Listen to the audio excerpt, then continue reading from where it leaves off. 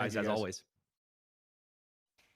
And now, Senate Majority Leader John Thune is talking to the media on Capitol Hill. Let's take a listen. Clear binary choice.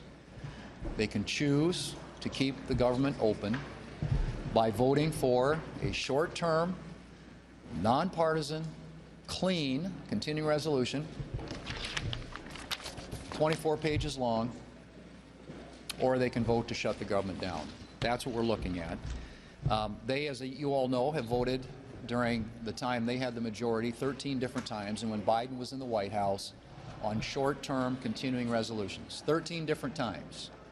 And so it begs the question is what's changed? And I think what's changed is President Trump is in the White House. That's what this is about. This is politics. And there isn't any substantive reason why there ought to be a government shutdown. This is something that has been done routinely, as I said, 13 different times when the Democrats had the majority. But we are not going to be held hostage for over $1 trillion in new spending on a continuing resolution, nor are we going to be held hostage to allow illegals to get free health care in a continuing resolution. These are things that they're demanding as part of their so-called negotiation. Ladies and gentlemen, there isn't anything here to negotiate. This is a routine funding resolution to keep the government open so that we can continue our appropriations work and fund the government in the old-fashioned way, which is allowing the Appropriations Committee, Democrats and Republicans, to work together as they have been. And by the way, the Democrat leader keeps talking about not consulting. The Appropriations Committee, they picked the date. Democrats and Republicans, the big four on the Appropriations Committee, were consulting. They picked the date for the continuing resolution, November the 21st. And so this has been an open process from the very beginning.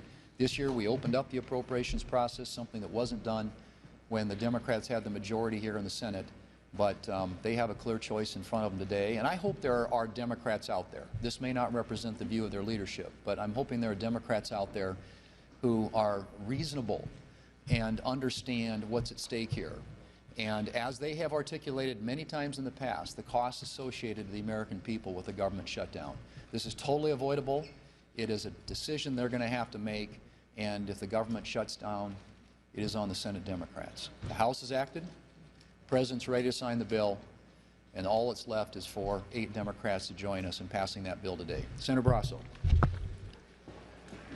Well, the radical wing of the Democrat Party is demanding that Chuck Schumer shut down the government. If not, they'll be held to pay.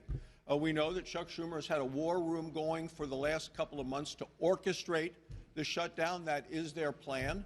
So he comes up with this ransom note asking for $1 trillion to just keep the government open for 4 weeks.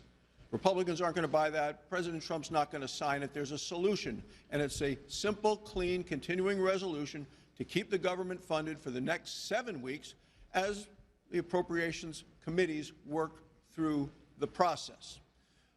Democrats are pretty familiar with this. They've done it 13 times when Biden was in office, and the minimum number of votes they got was 65.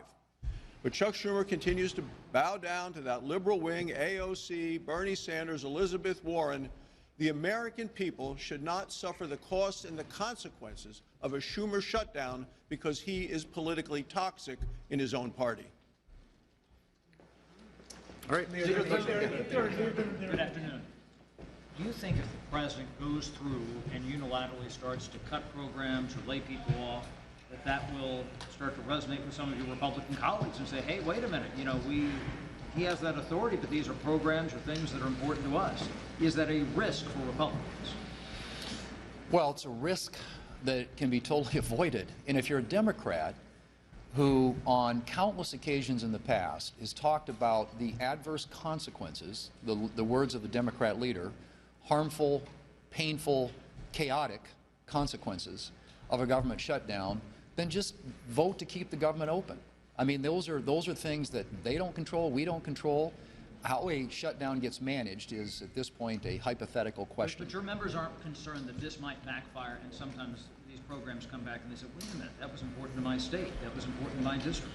Our members are unified that a government shutdown is a really bad idea for all those reasons, and it's the exact reason why Democrats ought to vote to keep the government open.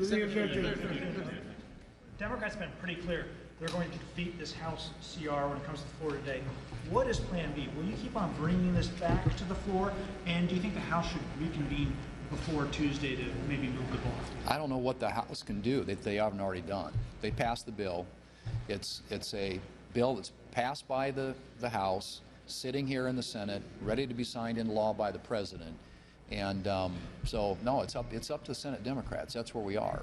And if they decide to vote it down tonight, they're going to be the ones that have to explain at midnight tonight why the government is shut down. It's really pretty straightforward. And this is something, again, that's been routine around here for a long time until all of a sudden the far left, as Senator Barrasso pointed out, hijacked the Democrat leadership here in the Senate, and they've decided to hijack the American people and hold them hostage to try and get a laundry list, a wish list, a Christmas list of their left-wing priorities attached, in their case, to a 4-week continuing resolution. Ours is 7 weeks, but they'll have the same leverage 7 weeks from now that they have today. And as I've said before, we're happy to sit down with them and talk about the concerns they have, the issues they have with, for example, the premium tax credits. But you got to do that. You can't do that in the context of a hostage situation.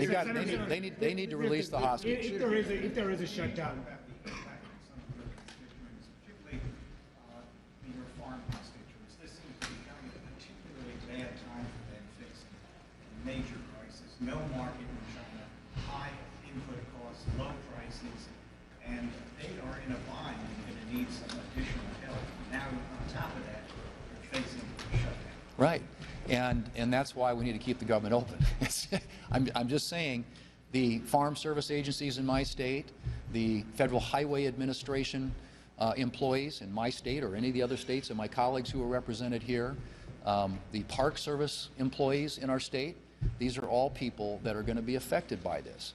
And not to mention our military men and women, or men and women in uniform. So this is a totally avoidable crisis.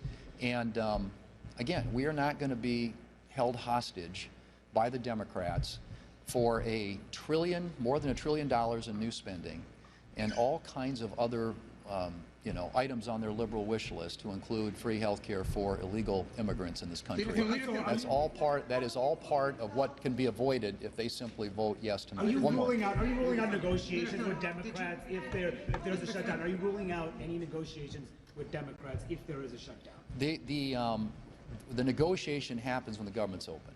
So let's keep the government open, and then we will have the negotiation. I've said it. I've said it yesterday at the meeting in the White House. I've said it to my Democrat colleagues.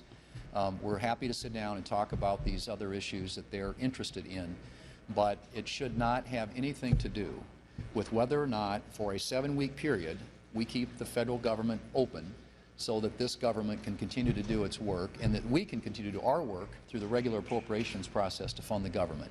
This is not complicated.